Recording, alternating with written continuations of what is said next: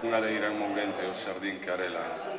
as mans que me envolven nas caricias da dita, a casa que ali puxo o arquitecto Portela, con pedras que levitan, a orde da capela tipográfica do alto,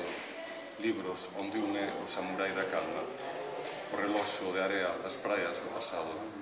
un soto sen fantasmas, os gonzos da cancela cando veñen amigos,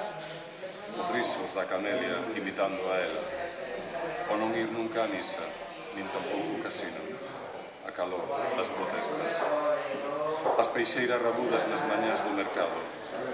o loureiro que afaga o ferver da centola, a álxebra das nubes sobre a illa de Tambo, os roscóns das aboas,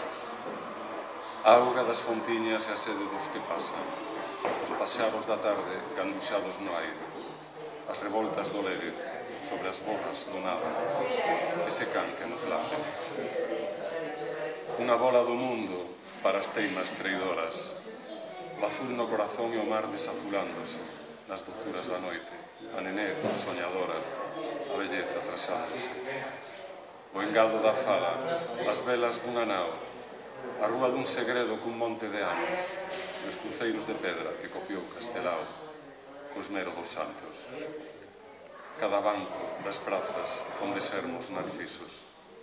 cada oasis prendido na alma de Pontevedra,